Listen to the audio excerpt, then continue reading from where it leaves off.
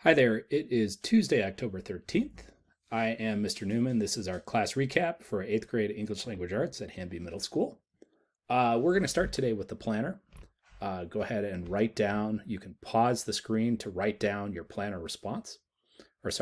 In your Hanby Student Planner, write down the 4 details as well as the homework.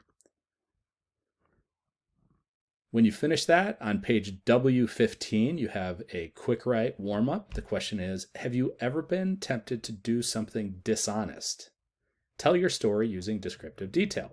If this has never happened to you, imagine and describe a scenario where it might. So, were you in class today following the planner? So, I'll pause here. Go ahead and start the planner on the planner slide. You need to write for 6 minutes.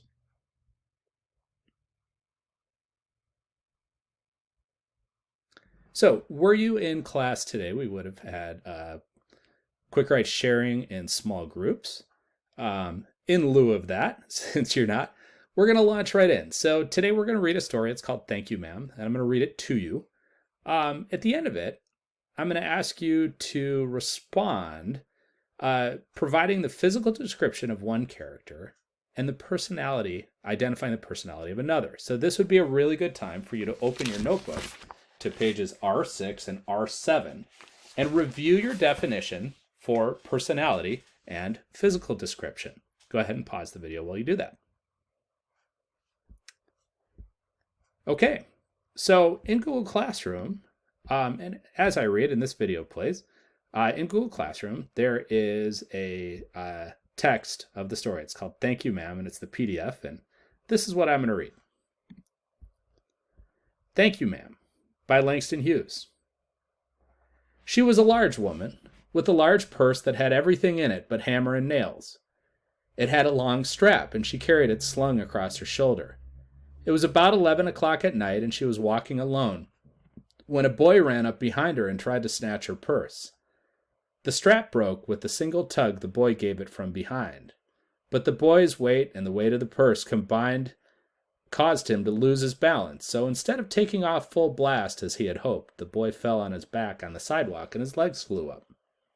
The large woman simply turned around and kicked him right square in his blue jeans sitter.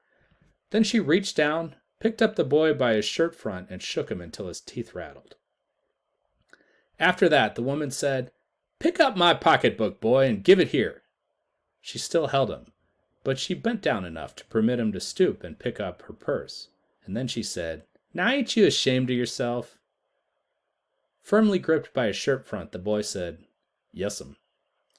And the woman said, "What did you do it for?" And the boy said, "I didn't aim to." And she said, "You a lie." By that time, 2 or 3 people passed, stopped, turned to look, and some stood watching. "If I turn you loose, will you run?"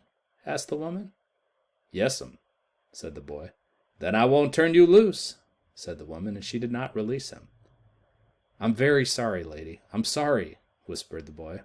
"Uh-huh. And your face is dirty. I got a great mind to wash your face for you. Ain't you got nobody at home to tell you to wash your face?" "No," said the boy. "Then it'll get washed this evening," said the large woman, starting up the street and dragging the frightened boy behind her. He looked as if he were 14 or 15, frail and willow-wild, in tennis shoes and blue jeans. The woman said, "You ought to be my son.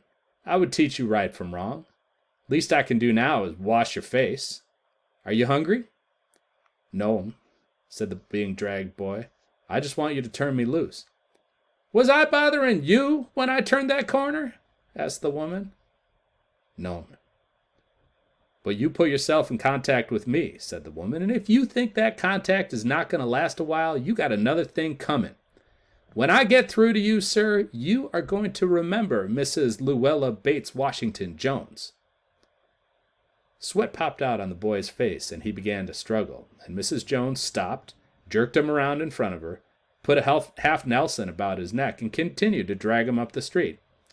And when she got to her door, she dragged the boy inside, down a hall, and into a large kitchenette-furnished room at the rear of the house.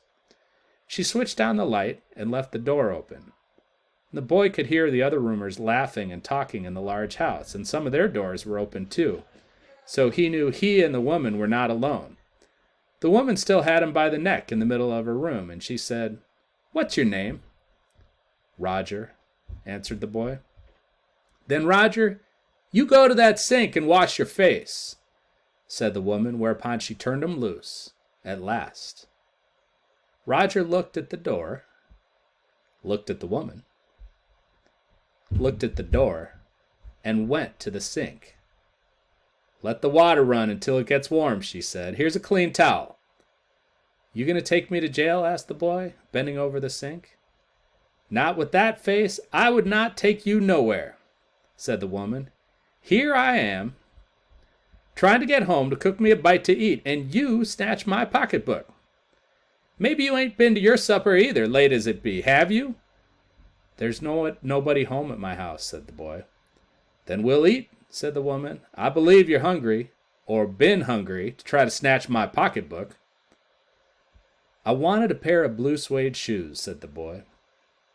"Well, you didn't have to snatch my pocketbook to get some blue suede shoes," said Mrs. Luella Bates Washington Jones. "You could have asked me."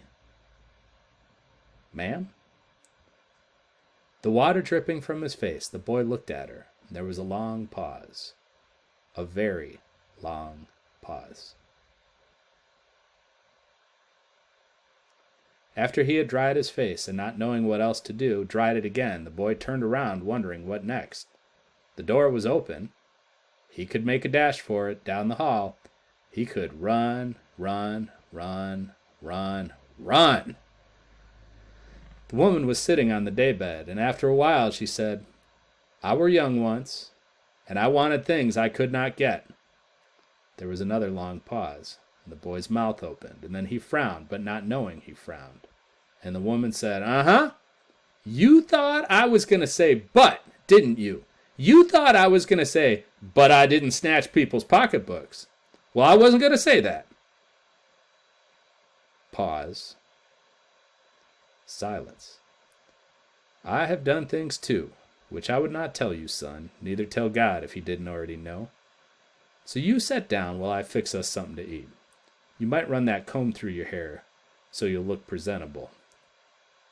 In another corner of the room, behind a screen, was a gas plate and an icebox, and Mrs. Jones got up and went behind the screen. The woman did not watch the boy to see if he was going to run now, nor did she watch her purse, which she left behind her on the daybed. But the boy took care to sit on the far side of the room, where he thought she could easily see him out of the corner other eye, if she wanted to. He did not trust the woman not to trust him, and he did not want to be mistrusted now. "Do you need somebody to go to the store?" asked the boy. "Maybe get some milk or something?" "Don't believe I do," said the woman, "unless you just want sweet milk yourself. I was going to make cocoa out of this canned milk I got here." "That'll be fine," said the boy. She heated some lima beans and ham she had in the icebox, made the cocoa, and set the table. The woman did not ask the boy anything about where he lived, or his folks, or anything else that would embarrass him. Instead, as they ate, she told him about her job in a hotel beauty shop that stayed open late, what the work was like, and how all kinds of women came in and out, blondes, redheads, and Spanish. Then she cut him half of her 10-cent cake.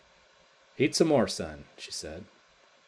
When they were finished eating, she got up and said, "Now here, take this $10 and buy yourself some blue suede shoes. And next time, do not make the mistake of latching onto my pocketbook, nor nobody else's, because shoes, come by devilish like that'll burn your feet. I got to go get my rest now, but I wish you would behave yourself, son, from here on in."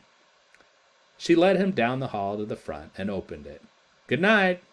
Behave yourself, boy," she said, and looked out into the street. The boy wanted to say something else other than that. "Thank you, ma'am," to Mrs. Luella Bates Washington Jones, but he couldn't do so as he turned at the barren stoop and looked back at the large woman in the door. He barely managed to say, "Thank you," before she shut the door, and he never saw her again.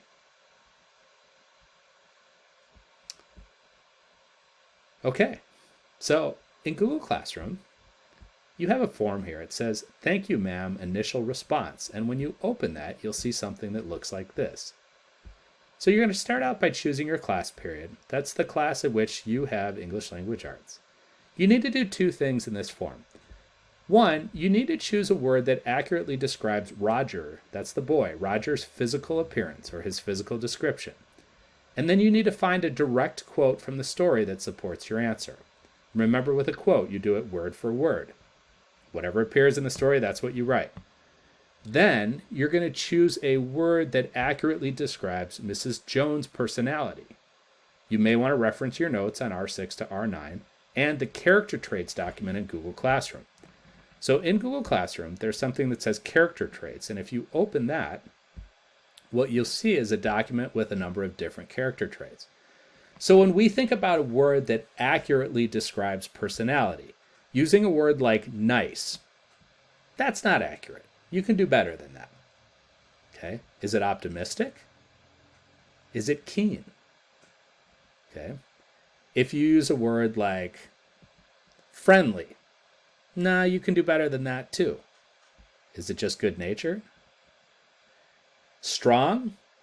No, strong isn't necessarily the word you want to use either. What is it? Resilient? Is it dutiful? Okay. So look through this. Versatile, you're looking for words that are specific and accurate. In your form, choose that word that accurately describes Mrs. Jones' personality, and then provide 2 quotes from the story that support your answer. It's a 10-point assignment. You get 2 points per question. I believe in you. You can do it.